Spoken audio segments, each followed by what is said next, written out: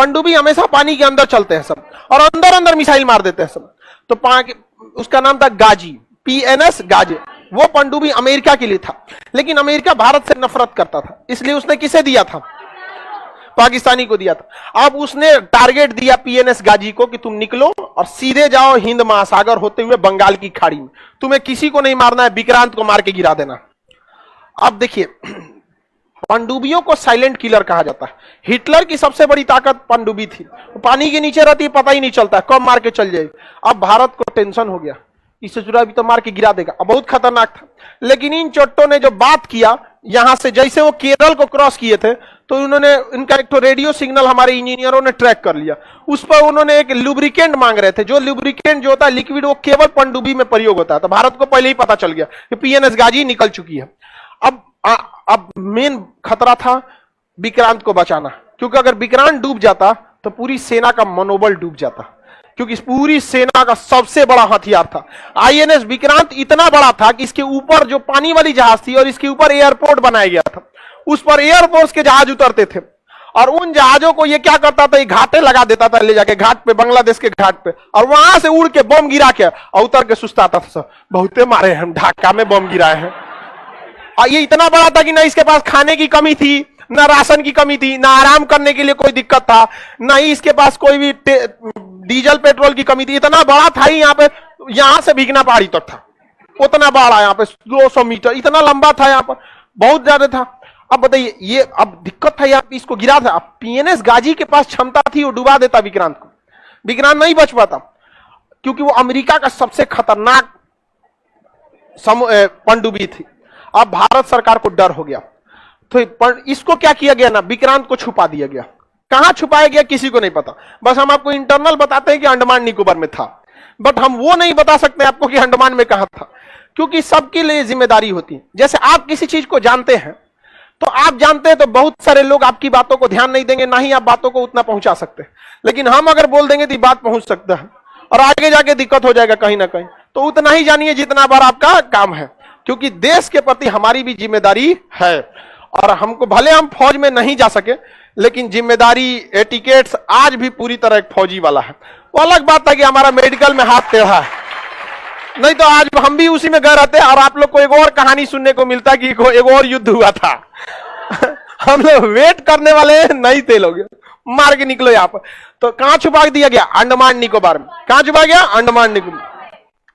और क्या किया जाए, तो इस PNS गाजी को मारने के लिए डेप्थ चार्जरों की जरूरत थी। डेप्थ चार्जर एक ऐसा बम होता है जो ड्रम बराबर होता है, बहुत भारी होता है, और नीचे जाकर ब्लास्ट करता है, और ब्लास्ट करता है तो इतना तेज पानी का झटका मारता है कि पनडुब्बी अंदर से पचक जाती है।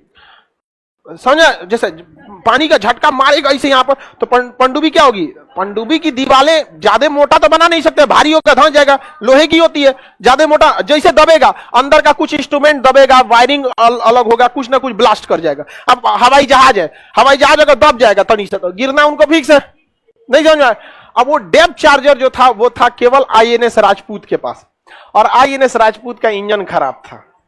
वो सर्विसिंग के लिए आया था विशाखापट्टनम में। कहां था? विशाखापट्टनम। युद्ध दिमाग से जीता जाता है। तो नौसेना के अधिकारियों ने कहा कि एक काम करो, हल्ला कर दो ना कि INS विक्रांत विशाखापट्टनम आया है, ताकि PNS गाजी खोजते खोजते उसको कहां आएगा? विशाखापट्टनम। अब विशाखापट्टनम में उनके अब्बा इंतजार कर रहे हैं, INS राजपूत। तो अब हल्ला कैसे किया जाए? हल्ला ऐसा करना है, झूठ ऐसा बोलो कि सच लगे। तो क्या किया गया, INS विक्रांत पर जितने सैनिक तैनात थे उस समय 2500 फौजी थे, उन सबके घर पे मैसेज भेजा गया कि INS विक्रांत जो है विशाखापट्टनम आ रहा है। INS विक्रांत कहां आ रहा है? विशाखापट्टनम। जिनको जिनको अपनी फैमिली से मिलना है मिल लो, और सब लोग आ गए, लोग विशाखापट्टनम में, हमारा मिलना, हमारा बबुआ पे कैप्टन हो लो, कोनो करे हमारा बाबू पे खाना बनाता है।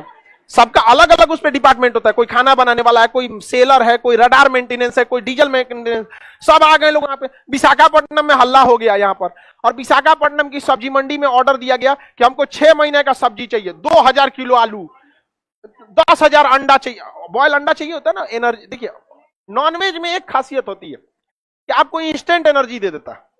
नॉनवेज जो होता है ना, अंडा, मीट, मांस, आपको इंस्टेंट एनर्जी दे देता है। और युद्ध लड़ने के लिए ये सब चीजों को थोड़ा सा जान, और वैसे भी कहा जाता है ये राक्षसी भोजन है, तो मार करने के लिए राक्षसी ना चाहिए। नहीं समझ में आए, सात्विक भोजन करके मार करिएगा, सात्विक भोजन करके आप पढ़ाई लिखाई कीजिए, मार करना है तो कौन सा भोजन। अब जब अंडा का इतना डिमांड हुआ, मीट का इतना डिमांड हुआ, चावल का डिमांड हो गया, पूरा मंडी में हड़कम मच गया, सारा दुकानदार खोज रहा है, अरे हमारा 10,000 अंडा का ऑर्डर आया है, 21,000 है, तुम्हारे पास है? कोई पूछे क्या होगा क्या होगा, अरे विक्रांत आ रहा है, विक्रांत आ रहा है। अब पाकिस्तानी जासूस घूम रहे थे सब विशाखापट्टनम में, वो सब तुरंत पाकिस्तान फोन किया, सर एक तगड़ा न्यूज है, विक्रांत आ रहा है। तेरा विक्रांत आ रहा है, कोई विक्रांत नहीं आ रहा था यहाँ पे, समझ में आ गया कि नहीं। देखिए झूठ को इतना सफाई से बोलिए कि लगना नहीं चाहिए, समझ में आ गया नहीं। अब विक्रांत आ ये नहीं रहा था, वहां पे खराब पड़ा हुआ तो कौन, INS। ये खबर किसको दिया गया, पाकिस्तानी ने खबर किसको दी दिया, PNS गाजी को। PNS गाजी विशाखापट्टनम की ओर जा रहा था, जहां पे छुपा हुआ था विक्रांत। इसको खबर हुआ तो ये मुड़ गया, कहां की ओर, विशाखापट्टनम की ओर। और विशाखापट्टनम पे कौन खड़ा था, INS राजपूत। INS राजपूत के सारे नेविगेशन को बंद किए गए थे, INS राजपूत का इंजन मेंटेनेंस में था, बंद था, कुछ भी INS राजपूत हलचल नहीं कर रहा था। जहां हलचल होगा ना तो उसमें सोनार लगा होता है, हलचल को पकड़ता है, सोनार हलचल को पकड़ लेता, कोई हलचल नहीं था। लेकिन PNS गाजी का तो इंजन चल रहा था, इसका हलचल तो पता चल रहा था। INS राजपूत को खबर लगा कि पानी में कुछ हलचल है, तो इससे हमला तो कर नहीं सकते, क्या पता अपने जहाजिया हो। तुरंत PNS गाजी को पहले ही बता दिया गया था कि INS राजपूत के पास कोई नहीं जाएगा, कोई नहीं जाएगा। तो INS राजपूत को पता था कि ऑर्डर दिया गया कि हमारे पास कोई नहीं आएगा, अब कोई आया है तो मरने आया है। मारा PNS गाजी को, डेप्थ चार्जर मारा गया, एक डेप्थ चार्जर गया, दूसरा गया। उसके बाद अचानक से डेप्थ चार्जर फटता है तो उतना तबाही नहीं आती, वो अंदर बस झटका देता है। तो पहला झटका लगा अंदर, पानी हिल गया, दूसरा झटका लगा, पानी हिल गया, कुछ नहीं हुआ। एक पास 2 डेप्थ चार्जर था, बिगड़ल था ना INS राजपूत, अभी मारे कैसे यहाँ पे। आधा घंटा बाद अचानक जैसे लगा कि पानी के अंदर परमाणु बम फटा है। PNS गाजी में जो छेद हुआ था ना, झटका लगा था, वो उसी कंपार्टमेंट में हो गया था जिसमें उसने बारूद रखा था। उस ससुरा अपने बारूदुआ से भड़क गया था। यहाँ पर झटका लगा ना तो भाई कहीं ना कहीं से पचकेगा, अब पचका वो अंदर तारपीडो और बारूद रखा, मारा तो हल्का मच गया।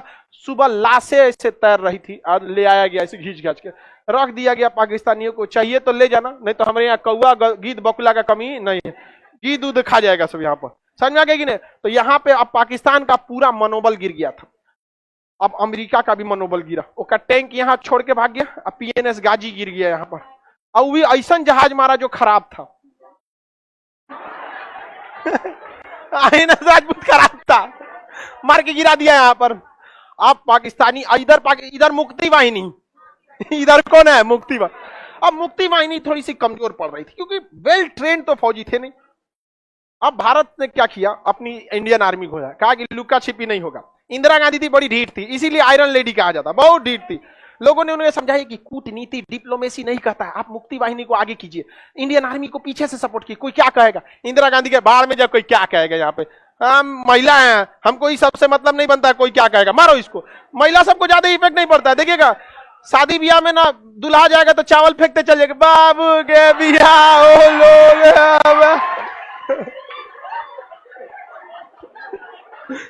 कोई फर्क नहीं पड़ता उसको, कोई कुछ चुका है, हमको क्या मतलब है। अच्छा बता, आप अपने पिताजी से कहिएगा या चाचा जी से कि बियाह हो रहा है, आप चावल फेंकते जाइए, थमा देगा लोटा आपको, फेंक तो बियाह हो लो। लेकिन महिला सबको बस अपना टारगेट दिखता है, बबुआ का बियाह हो रहा है, मेरा राग अच्छा है या नहीं है, कोई क्या बूढ़ बूढ़े ले बाबू बियाह हो लो। हम तो समझने की कोशिश करते हैं कि आखिर ये बूढ़ी माता गा क्या रही है, समझ में नहीं आता है क्या गा रही है। हा? आप लोग को समझ में आता है, समझे में नहीं आता, लेकिन उनको बिलीव होता है कि एकदम लता मंगेशकर है वो। आप लोग को भी समझ में नहीं आता, तू लोग भी बूढ़ा होगी तो ऐसे ही करेगी लोग।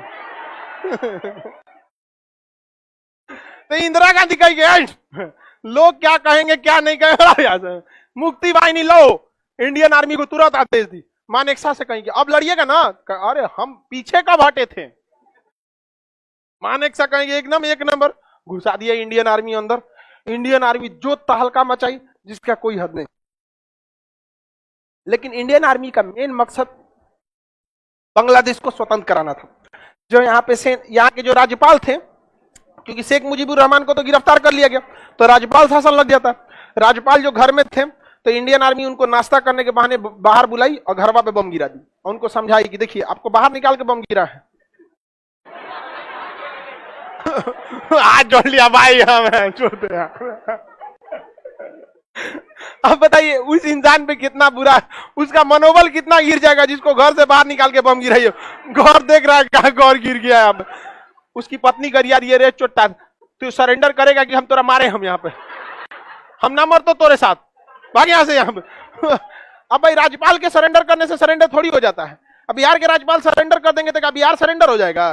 राज्यपाल के हाथ में नहीं होता, लेकिन एक संकेत होता है ना कि तुम्हारा कमांडर गया काम से यहाँ पर। अब वहां पर काम किया सबसे जबरदस्त बीबीसी वालों ने। बीबीसी ये न्यूज वाले हैं सब, बीबीसी वाले ने। देखिए भारत सरकार ने क्या किया, पैरा कमांडोज को उतारा, पैरा कमांडो को। तो पैरा कमांडो जो पैरासूट से उतरते थे सब नाम, उस पैरा कमांडो के बीच में जैसे उतरे लोग तो कीचड़ में फंस जाते थे। तो पैरा कमांडो भी अचानक आके हमला करने के लिए बहुत प्रसिद्ध होते हैं लोग, तो पैरा कमांडो उतारा गया। इसका खबर किसको लग गया? बीबीसी को। अब भारत की एक स्ट्रेटजी थी, पैरासूट से पुतला गिराना था, मतलब सेना नहीं पुतला। आई बीबीसी ने कह दिया कि 5000 कमांडो उतारे गए हैं। हवा से कितने कमांडर उतारे गए? पैरा कमांडो सबसे खतरनाक होते हैं। पूरी इंडियन आर्मी का सबसे खतरनाक पैरा एसएफ कमांडो होते हैं, जो ऑरेंज मैरून कलर का कैप पहनते हैं, पैरा कमांडो। उनका परेड भी अलग होता है। सारे लोग परेड जो करते हैं ना, ये कदम ताल पे करते हैं। अब वो नहीं, वो हथियार लेके वो कूद के ऐसे ऐसे उनका परेड होता है। वो कभी चलते नहीं है। पैरा कमांडो कभी भी आप परेड में ऐसे नहीं देखेंगे चलते हुए। यहाँ पर वो हमेशा हथियार लेके ऐसे और ऐसे ऐसे ऐसे ऐसे चलेंगे। जितना दूर जाना है उनको ऐसे ही कूदते जाते हैं। पैरा कमांडो उतारा गया किसको? पैरा एसएफ को, पैरा स्पेशल फोर्सेस को। उतरे थे तो 200-300, बाकी पुतला था, और पुतला भी था तो 250 पुतला था। बीबीसी वाला हल्ला कितना कर दिया? 5000। और बीबीसी इतना बड़ा न्यूज चैनल है ना कि लोगों ने बिलीव कर लिया। पाकिस्तान वाला डर गया, समझा। मुक्ति वाहिनी मार रहा है, इंडियन आर्मी मार रही है, एयरफोर्स मार रही है, नेवी मार रही है, ये बचा था सब 5000 कूद गया। सो किसके घर पे कूदा है सब को इसको क्या पता। अब कोनो घरे का ऊपर का दरवाजा बंद करके भाग गया सब, भाई सीढ़ी वाला बंद कर दो, कूदा है सब 5000। कहां है? अब पाकिस्तानी आर्मी का तो हालत खराब हो गया। पाकिस्तान को लगा अब कुछ नहीं हो सकता है। तब ये अपने अब्बा को बुलाया, अमेरिका। अमेरिका को कहा कि हमारी जान बचा लीजिए, आपको जहां सेना का अड्डा कहना होगा हम यहां दे देंगे, यहां दे देंगे। आपका मन, आप हमारे घरे में रहिएगा, हमारे ससुराल में रह जाइएगा, कोई दिक्कत नहीं है। आपका मन करे तो आप जहां मन वहां रहिएगा, हमको कोई दिक्कत नहीं है। हम अपनी पत्नी वाला भी आपको कमरा दे देंगे, चलिए।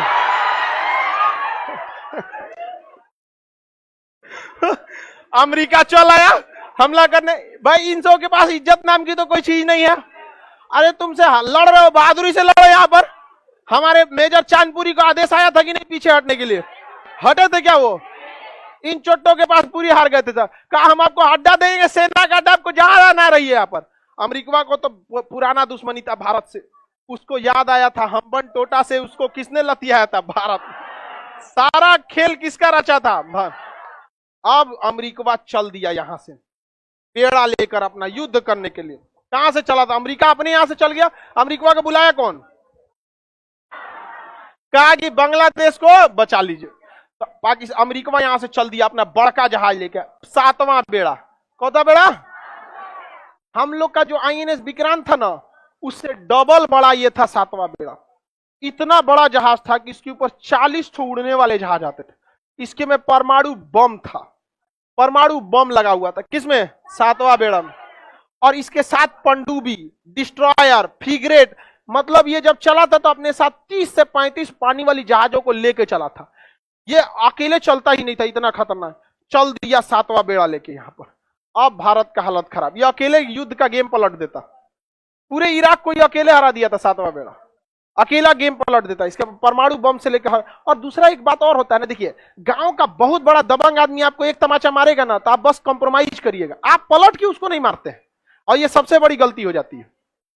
पलट के मजबूत इंसान को कभी नहीं मारना चाहिए। अब मारना चाहिए तो एक बार में उठना नहीं चाहिए। वो एक बार में अगर उठना नहीं चाहिए उसको, कभी भी नहीं, कितना भी बड़ा रहे यहाँ पे, एक बार में उठना नहीं चाहिए। कहियो कुछ मार दो ससुरात, लेकिन एक बार में।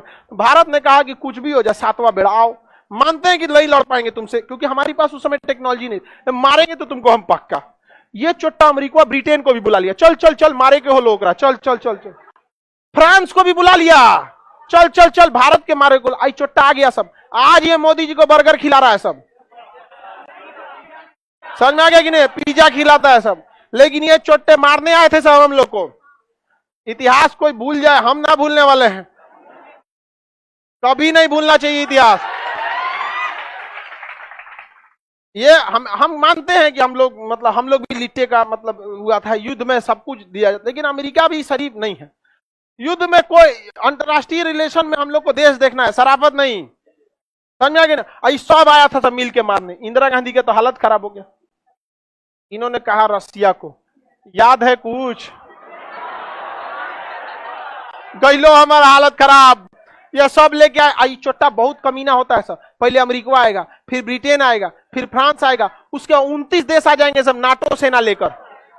अब बताइए 29 देशों से एक आदमी अकेले लड़ पाएगा? वो भी भारत जैसा उस समय 1971 में विकासशील देश, हमारे पास कुछ भी नहीं था उस समय, फैक्ट्री तक बढ़िया से नहीं थे। रूस ने कहा कोई दिक्कत नहीं, टेंशन न, हम भी भेजते। इसने भेज दिया अपना 40वां बेड़ा। 40वां बेड़ा आके हिंद महासागर में लग गया। 40वां बेड़ा के साथ जितने भी पनडुब्बियां थी, इसने उस समय 8-9 गो पनडुब्बी भेजा था, और हर पनडुब्बी में परमाणु हथियार थे सर। पनडुब्बी को रूस ने जानबूझ के पानी के ऊपर ले आ दिया कि देखो यहाँ पे, चारों ओर से सजा दिया, जहाज वहाज सब सजा दिया यहाँ पर। और विक्रांत को कहा कि निकलो अब तुम, कहां से? अंडमान निकोबार, मारो इसको धा के। अब भारतीय सेना पूरा समझ जाइए कि सुपर ओवर खेलने के लिए तैयार थी। इंडियन आर्मी चारों ओर से घेर ली, एयरफोर्स चारों ओर से घेर ली, नेवी घेर ली। इसने कहा कि हम गारंटी लेते हैं कि चोट्टा में से एक वो अंदर नहीं आएगा, बाकी तुमको धोना है तो धो दो। इंदिरा गांधी मानेकशा से कहीं सुन रहे हैं ना? मानेकशा कहा कि आपको सुनाने की जरूरत नहीं, काम चालू है, वर्क ऑन प्रोग्रेस। इतना मार मारा गया बांग्लादेशियों को जिसका कोई हद नहीं। और यहां आके खड़ा हो गया कौन सा? 40वां। अमेरिका यहां पहुंच गया, इसका बेड़ा 7वां बेड़ा। सोचा इधर से निकले तो इधर आ जा रहा था, सोचा इधर से निकले तो इधर आ जा। नहीं, अझुराने का तरीका, आओ तो ना देख लेते, चल तो तनी नहीं गांव में तो जो तो हमारी खेत में तनी जेबी यहाँ आओ तो देखते हैं। अब इसके ऊपर मिसाइलें तैनात थी, ऑटो एयर डिफेंस की मिसाइल। इसके पास जो एयर डिफेंस S-400 अभी भी कितना तगड़ा, कोई आता है S-400 के आगे? कोई नहीं। इसने अपने एयर डिफेंस को एक्टिवेट कर दिया, और वो एयर डिफेंस इतना खतरनाक था कि 400 किलोमीटर के दायरे में कोई भी आएगा ना तो जहाज के कैप्टन को वार्निंग दे देगा कि आ गए हैं एक आदमी नाश्ता के लिए। 400 किलोमीटर दूर पहले कैप्टन को बता देगा कि खाना पीना छोड़ो, लग जाओ। और अगर 300 किलोमीटर तक आ गया तो पूरे जहाज पे वार्निंग बजा देगा, पूरा सायरन बजा देगा कि आ गया है कोई, 300 किलोमीटर दूर है। 200 किलोमीटर पे रहेगा तो सीधा खबर भेज देगा मॉस्को कि चोट्टा कुछ नहीं किया है अभी तक, हम उसको 400 किलोमीटर से वार्निंग दे रहे हैं, अभी तक क्या नहीं किया यहाँ पे। और 100 किलोमीटर के दायरे में आएंगे तो कहेगा भाड़ में जाओ, मार देते हैं खुद। रूस ने पूरे अपने एयर डिफेंस को एक्टिवेट कर दिया और अमेरिका को बता दिया कि दम है तो आ जाओ। अमेरिका 400 किलोमीटर दूर से कह रहा था वापस चल जाओ, ठीक नहीं होगा। वापस चल जाओ, ठीक नहीं होगा। कहा, अमेरिका ने कहा कि हमारे पास 150 से ज्यादा परमाणु हथियार लेके आए हैं, छोड़ेंगे नहीं भारत को इस बार। हमेशा श्रीलंका समझाएगा, श्रीलंका से भगा दिया, नेपाल से भगा दिया, अब की नहीं जाएंगे हम, हमारे पास 150 से ज्यादा परमाणु हथियार है। रूस ने कहा कि जब हम चले थे तो हमें बहुत जल्दबाजी थी, इसलिए हम गिनती नहीं किए, लेकिन लगभग 300 से ज्यादा है। कहा कि हम गिने नहीं है लेकिन 300 से ज्यादा, गिनती चालू थी 300 के बाद। अगर हम गिने नहीं, जल्दी में आना था, हमको इस सब का धमकी मत देना, बहुत महंगा पड़ेगा। तो इंग्लैंड कहा था sorry we are late, we should return, you should return और you must have to return, तुम्हें लौटना ही होगा। चल गया ब्रिटेन, चल गया। यहाँ पे ब्रिटेन को एहसास हो गया था कि 1857 नहीं है, देश आजाद हो चुका। और आपको जानकर ताज्जुब होगा, जूता भिगा के मारना किसे कहा जाता है? ये आईएनएस विक्रांत जो था ना, ये ब्रिटेन से खरीदे थे लोग।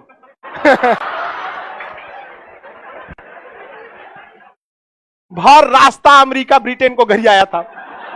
तोरा बेचला बिना जरूरत था, काय बेचा रहे तुम मुझको? बाहर रास्ता घरी आया था। और कह what will I do, I don't know the what will happen in future. वो कह कौन जी पता फ्यूचर में क्या हो जाएगा। अब जाओ तुम यहां से। अब यहां से जब ये लोग चल गए, 1.5 महीना बाद गया था रूस यहां से, 1.5 महीना तक लंगर डाल के खड़ा था। इसलिए हमेशा याद रखिएगा, 2 नए दोस्त से अच्छा एक पुराना दोस्त होता। और आज भी हम लोग हमेशा खड़े रहते हैं रूस के लिए। और अंदर तबाही मचाया था कौन? विक्रांत। विक्रांत खरीदा कहां से गया?